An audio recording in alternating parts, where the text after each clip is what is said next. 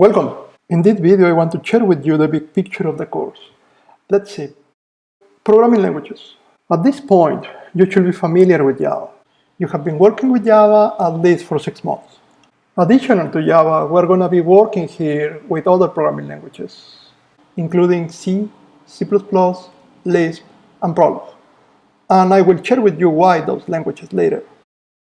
First, a simple question. What is a programming language? Hopefully you agree with me that a programming language is basically a set of symbols with a set of rules, and using those rules and those symbols you create programs, and your programs help you to tell the computer what to do. When you learn Java, you learn that the symbols that you have available in Java include numbers, letters, and special characters such as the operators. You learn the rules for Java. Those rules include lexical, syntactical, and semantical rules. For instance, a lexical rule tells you that something like this can be the name of a variable. However, something like this is not correct. A syntactical rule tells you that at the end of this line, you need to add the semicolon. And this line is going to be incorrect even though you add the semicolon.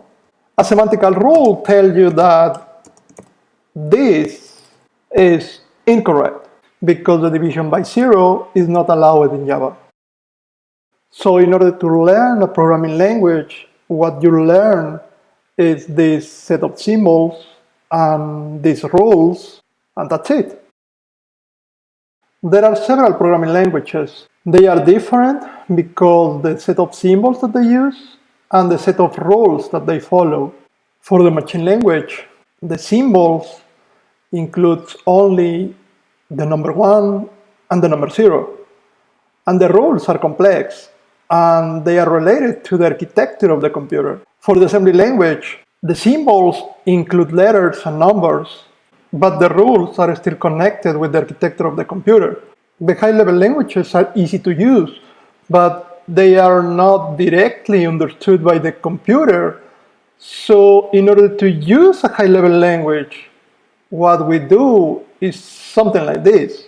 You create your program using the language like you did before using Java. Then you need to use a compiler, and that compiler, what it's gonna do is to review your program, and then it's gonna translate that program into a new language. For instance, the program can be translated to assembly language and then, well, be executed. For Java, the translation goes to bytecode, and in order to execute bytecode, you need to use the Java virtual machine. There are different categories of high-level languages called paradigms. We're going to study 4 of those: procedural programming, object-oriented programming, functional programming, and logic programming. For each of those categories, we're going to review one new programming language. So Java is an object-oriented language, you know that. We're going to review another one, C++. And we're going to learn C, Lisp, and Prolog.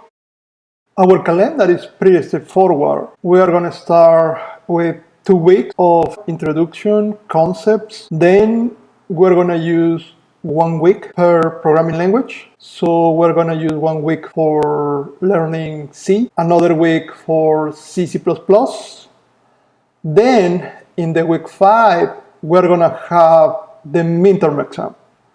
Therefore, that week, I am not introducing a new language, but instead practicing C and C++, besides reviewing what we will do in week 1 and 2. Then the second half of the course is going to be 1 week for Lisp, 1 week for Prolog, and the last week we are going to have a final review and the final exam.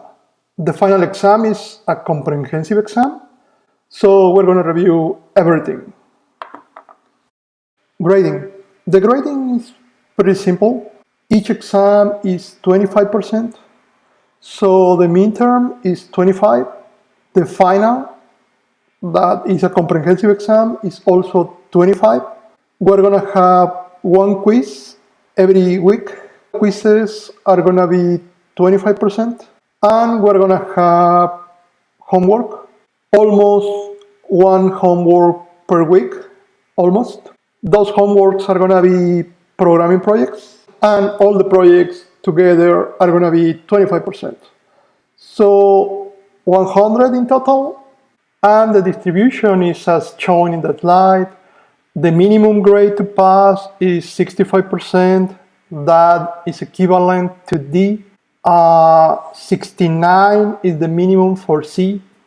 73 for C+, 77 for B minus, 81 for B, 85 for B plus, 89 I minus, 93 for A, and 97 for A plus. The reference for the textbook is in the syllabus. This is the cover. We're going to cover chapter 1 during week 1 and 2, chapter 2 during week 3, chapter 3 in the week 4. Week 5 we have the midterm. Then week 6 we cover chapter 4, week 7 chapter 5, and week 8 we have the final exam. And that's it. That is what we're going to be doing. See you next video.